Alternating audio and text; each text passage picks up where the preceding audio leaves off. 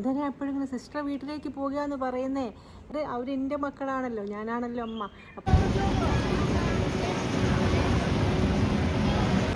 ചുറ്റപ്പാട് തിന്നാൻ തുടങ്ങി.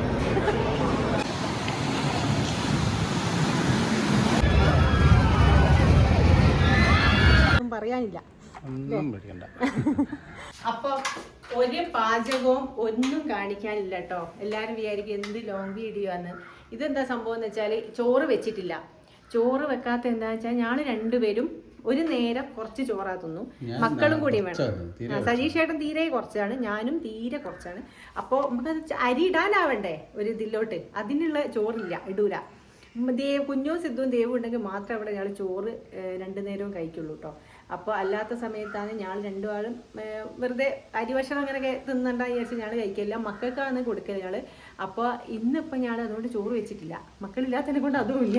ഉച്ച വരെ എവിടെയൊക്കെ ഇങ്ങനെ കടന്ന് കുറച്ച് TV കണ്ട് ഇങ്ങനെ കഴിച്ച് ഇനിയിപ്പോൾ ഞങ്ങൾ എന്തെങ്കിലും ഭക്ഷണം കഴിക്കാൻ വെച്ചിട്ട് ഒരു ചോറ് മതി ഞങ്ങൾക്ക് രണ്ടാൾ കൂടി വാങ്ങുകയാണെങ്കിൽ. അപ്പോൾ സൈഷറിന് ചോറ് വേണ്ടെന്നാണ് പറയുന്നത്. അതുകൊണ്ട് തന്നെ ഞങ്ങൾ വിചാരിച്ച് എന്തെങ്കിലും കഴിക്കാമെന്ന് വിചാരിച്ചിട്ട് പുറത്തോട്ട് പോവുകയാണ്. ഇപ്പം ഇങ്ങനെ ശോകമായിട്ട് ഞങ്ങളിങ്ങനെ ഒരു ഞായറാഴ്ചകളും ഇങ്ങനെ പോവുക കേട്ടോ. ഇല്ലേ ഇപ്പം ഇവിടുന്ന് അടി പിടി ഒച്ച ഒക്കെ കേൾക്കാറില്ലേ സാർ? അങ്ങനെ അല്ലെങ്കിൽ ഒരു മീനോ എന്തെങ്കിലുമൊക്കെ വാങ്ങണമെങ്കിൽ നമുക്ക് മക്കളൊന്നും ഇല്ലാത്തതിനെ കൊണ്ട് വലിയ താല്പര്യമില്ല വാങ്ങാൻ. എന്തിനായത് ഇങ്ങനെ ഉണ്ടാക്കി വെച്ചിട്ട് നാളേക്ക് പുറത്ത് പോകണം. ഞാനിപ്പോൾ സൈഷാന്ന് പറയാം, നിങ്ങൾ ഉച്ചയ്ക്ക് ശേഷമെങ്കിലും നമ്മളെങ്ങോട്ടേയും പോവുക. കാരണം എന്താ വെച്ചാൽ എങ്ങനെയാ രാത്രി വരെ ഒപ്പിക്കുക? സൈഷേട്ടൻ പിന്നെ കുറച്ച് കളിയെല്ലാം കണ്ടങ്ങ് ഒപ്പിക്കും. ഞാൻ കുറച്ച് ഫോൺ പോയി കഴിഞ്ഞാൽ പിന്നെ ഞാൻ അവിടെ കിടന്നുറങ്ങും. എന്തൊക്കെയോ ഒരു മിസ്സിങ് ആണ് എല്ലാവരും കൂടി ഇല്ലെങ്കിൽ. അപ്പോൾ ഞാൻ എന്തെങ്കിലും ഭക്ഷണം കഴിച്ചിട്ട് വരട്ടെ അല്ലേ. പിന്നെ നേരെ വിട്ടത് കോഫി ഹൗസിലേക്കാണേ. കോഫി ഹൗസിൽ പോയിട്ട് പിന്നെ ഞാൻ ഹാഫ് വെജ് ബിരിയാണി, സജീഷേടന് ഹാഫ് വെജ് ബിരിയാണി കേട്ടോ, അതാ പറഞ്ഞത്. അല്ലാണ്ട് ഇപ്പോൾ ചോറ് സാമ്പാർ ഈ സാധനങ്ങളെല്ലാം കൂട്ടി തിന്നാനൊന്നും തോന്നിയില്ല കേട്ടോ. എന്തെങ്കിലും ഒന്ന് കഴിക്കണം, അതുള്ളൂ. എനിക്ക് വെജ് ബിരിയാണി ഭയങ്കര ഇഷ്ടമാണ്. സജീഷേടനും അത്ര ഇഷ്ടമല്ലെങ്കിലും എൻ്റെ കൂടെ അതങ്ങ് ഇഷ്ടപ്പെട്ടിട്ടുണ്ട്. അപ്പം ഇതാ ഗൈസ്, ഞാനൊന്ന് പുറത്തേക്ക് പോവുകയാണേ. ഇന്നത്തെ വീഡിയോ പുറത്തേക്ക് പോവുക ആന്നുള്ളത് മാത്രമാണെന്ന് വിചാരിക്കരുത് കേട്ടോ. വേറൊന്നുമില്ല, വീട്ടിലിപ്പോൾ ഒന്നും നടക്കുന്നില്ല. അതുകൊണ്ടാണ് പുറത്തേക്ക് പോകുന്നത് മാത്രം ഇങ്ങനെ കാണിക്കുന്നത്. ഇതാ ഒരാൾ ഇവിടെ പുറപ്പെട്ട് റെഡി ആയിട്ട് വണ്ടിയും മേടിക്കുന്നത്. എവിടെയാ പോകുന്നതെന്നൊന്നും ചോദിക്കരുത്, എവിടേക്ക് ഇല്ലാണ്ട് അങ്ങോട്ട് പോവുകയാണ് അല്ലേ സൈഷേട്ടാ? എവിടെ ഇപ്പോൾ ഇതെങ്ങനെ കണ്ടാൽ മനസ്സിലാവും. ഒരു മനുഷ്യനും മനുഷ്യനില്ല, മേലെ ആളില്ലാന്ന് തോന്നുന്നു, മുകളിലും ആളില്ല. അതുകൊണ്ടൊക്കെ തന്നെയാട്ടോ ഞാളിങ്ങനെ ഇറങ്ങി പുറപ്പെടുന്നു അല്ലേ സാർ? ഇനിയിപ്പം എന്താന്ന് വെച്ചാല് അത് ചൂട് ഇന്ന് തണുക്കാൻ വേണ്ടിട്ട് കുറച്ചേരം വെയിറ്റ് ചെയ്ത് ഒരു 4:30 ആയി കണ്ടു. ഇപ്പം എല്ലാം ഇറങ്ങാം.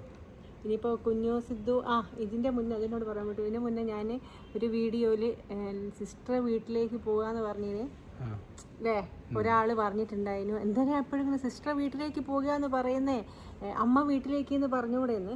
അങ്ങനെ എനിക്കതിൽ ഒന്നും ഉണ്ടായിട്ടല്ല ഞാനങ്ങനെ പറയുന്നത്. ഞാൻ എല്ലാവരും ബഹുമാനാർത്ഥം നമ്മൾ പറയുന്നുണ്ടല്ലോ സിസ്റ്ററാന്ന്, അങ്ങനെയുള്ള സിസ്റ്റർ വീട്ടിലേക്ക് എന്ന് പറഞ്ഞതാ. എനിക്കിപ്പോൾ ഓരോ അമ്മ വീട്ടിലേക്ക് പോയി എന്ന് പറയുന്നതിനെ കൊണ്ട് അവരെൻ്റെ മക്കളാണല്ലോ, ഞാനാണല്ലോ അമ്മ. അപ്പം ഞാനങ്ങനെ പറഞ്ഞ് അതിനെ എന്താ പറയുക ഒരു ഇത് മനസ്സിൽ ഞാളം ഇതിലൊരിത് വരുത്തണ്ടെന്ന് വിചാരിച്ചതിനെ കൊണ്ടാണ് ഞാൻ അവരെ അമ്മ അല്ലെങ്കിൽ അവരെ അമ്മ വീട്ടിലോട്ട് പോയി അങ്ങനെ പറയാത്തത്. അല്ലാണ്ട് എനിക്ക് അങ്ങനെ പറയുന്നതിൽ ഒരു വിഷമവും ഇല്ല. ആൾക്കാർക്ക് എന്തെങ്കിലും ഒന്ന് പറയാനുള്ളത് ഞാളെ മക്കളാണ് സിസ്റ്റർ, എൻ്റെ ഒക്കെ മക്കളാണ്. അപ്പോൾ അതുകൊണ്ട് എനിക്ക് പ്രത്യേകമായിട്ട് അവരുടെ അമ്മ വീട്ടിലേക്ക് പോയി എന്ന് പറയുന്നതിൽ ഒരു ഇതില്ലല്ലോ. അപ്പോൾ എൻ്റെ വീട്ടിൽ വരുമ്പോൾ ഓലെ അമ്മ വീട് എന്ന് അവർക്ക് തോന്നണം. അങ്ങനെ ഇനിയുള്ള കാലം അങ്ങനെ തോന്നണം എന്ന് വിചാരിച്ചതിനെ കൊണ്ടാണ് ഞാൻ അങ്ങനെ തന്നെ എപ്പോഴും പറയൽ. അപ്പോൾ ആർക്കും ബുദ്ധിമുട്ട് വന്നിട്ടുണ്ടെങ്കിൽ എനിക്ക് ഒന്നും പറയാനില്ല. അപ്പോൾ നമ്മൾ പോവാട്ടോ.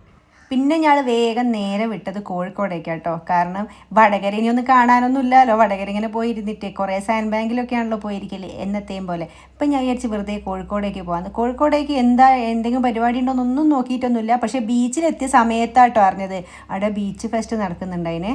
അപ്പം കാര്യമായിട്ട് കാണാമെന്ന് വെച്ചാൽ കുട്ടികൾക്കൊക്കെ ഉണ്ടാകുന്ന സൈസ് കളിക്കാനൊക്കെ ആട്ടോ ഉള്ളത്. അപ്പോഴാണ് ഇത് കണ്ടത്, പാരച്ചൂട്ട്. ഞാൻ വിചാരിച്ച് അതിൽ ആളില്ല എന്നാട്ടോ. പക്ഷേ സൈഷേട്ടൻ പറഞ്ഞാൽ അതിൽ ആളുണ്ടെന്ന്. ഞാൻ വിചാരിച്ചല്ലാണ്ട് ഇങ്ങനെ പോകുന്ന കാണാമല്ലോ ഓരോന്നൊക്കെ. ഇതെങ്ങനെയാണെന്ന് എനിക്ക് ഇത്രയും ധൈര്യം എന്നൊക്കെ കേട്ടോ ഞാൻ വിചാരിച്ചത്. ഇവിടുന്ന് താഴേന്ന് വണ്ടി എടുത്തിട്ട് മുന്നോട്ട് പോകാൻ പേടിക്കുന്ന ആൾക്കാരാണ്. എങ്ങനെ ഉള്ള ഞാനൊക്കെ ഇതിൻ്റെ മുകളിൽ എങ്ങനെ കയറുന്നോ എന്നൊക്കെ സൈഡ് ചേട്ടനൊക്കെ ചോദിച്ചിട്ടോ. നല്ല രസമുണ്ടായിരുന്നു കേട്ടോ കാണാൻ. പിന്നെ അതിന് ശേഷം കുറച്ചിങ്ങനെ തിരിഞ്ഞു മറിഞ്ഞ് ആടുന്ന് ഇങ്ങനെ നടന്ന് കളിച്ച് പിന്നെ കുറേ ഉപ്പിലിട്ട സാധനമൊക്കെ ഉണ്ട്. പക്ഷെ ഒന്നും വാങ്ങി തന്നില്ല കേട്ടോ. വാങ്ങി തിന്നാനുള്ളൊരു മൂഡില്ലായിരുന്നു എന്നുള്ളതാണ് സത്യം. ഞാനിങ്ങനെ ഒരിങ്ങനെ അവിടെ നിന്നൊക്കെ ഇങ്ങനെ കുറച്ച് നേരം നിന്ന് ആൾക്കാരുടെ ഇടയിലൊക്കെ ഇങ്ങനെ നിന്ന് പിന്നെ അതിന് ശേഷം ബീച്ച് ഫെസ്റ്റ് നടക്കുന്നിടത്തിലേക്ക് പോയേ. ആടെ എന്തെങ്കിലും കാണാനുണ്ടാവും എന്ന് വിചാരിച്ചിട്ട്. ആടെ ഈ പറഞ്ഞ കൂട്ടത്തിൽ കാര്യമായിട്ടൊന്നുമില്ല.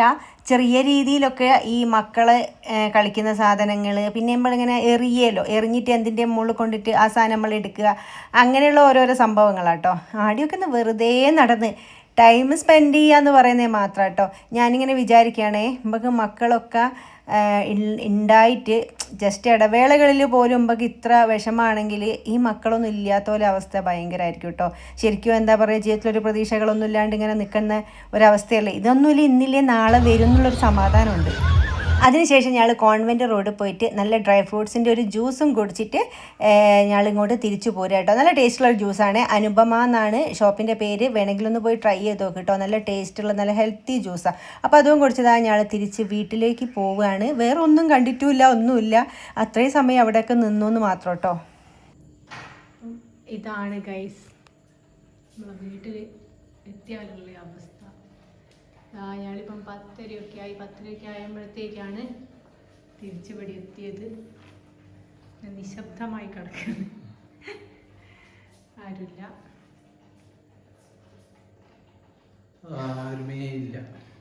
ക്ഷീണമായിട്ടില്ല പോയി വന്നിട്ട്. അപ്പോൾ ആ ബീച്ചിൽ പോയി എല്ലാം ചൂടും ഒക്കെ കഴിഞ്ഞിങ്ങനെ. അപ്പം ഇങ്ങനെയൊക്കെയാണ് ദിവസത്തെ നമ്മളെ പരിപാടി. ഞായറാഴ്ച ആയതുകൊണ്ട് ആരുമില്ല, അതുകൊണ്ട് തന്നെ ഞാളങ്ങോട്ട് പോയി. ആരെയും കൊണ്ടും പോകാനൊന്നും ഇല്ലാത്തതിനെ കൊണ്ട് സൈലന്റ് വീഡിയോ. പക്ഷെ ഇവിടെ എത്തിയപ്പോൾ അത് നമ്മള് പുറത്തുള്ളപ്പം വലിയ കുഴപ്പമില്ല. ഇവിടെ എത്തിക്കഴിഞ്ഞ് കഴിഞ്ഞാൽ പിന്നെ എന്തോ സൈലന്റ് ആയിരിക്കും. അതൊക്കെ തന്നെ ആട്ടോ കറപ്പലിട്ട് പോയാണ്. അതെന്ന് വെച്ചാല് ഇപ്പൊ ഇനി എന്താ പറയാ, അപ്പൊ ഇന്നൊരു ദിവസം ഇങ്ങനെയൊക്കെ കഴിഞ്ഞ് ഇതൊക്കെ ആയിരുന്നു മക്കളില്ലാത്ത ദിവസത്തെ ഞങ്ങളുടെ അവസ്ഥകൾ. ഇതിപ്പോൾ എന്തിനാ എത്ര വീഡിയോയിൽ കാണിക്കാൻ നോക്കി വിചാരിക്കും. പക്ഷെ ഒന്നും വിചാരിക്കണ്ട, നമ്മളെല്ലാം നിങ്ങൾ അറിയണമല്ലോ. അതെ, ഇനി നല്ല വീഡിയോ ആയിട്ട് അടുത്ത് വരും. അപ്പോൾ ഇന്നിപ്പോൾ എല്ലാവരും ഉറങ്ങിക്കൊള്ളി. Okay, bye, good night.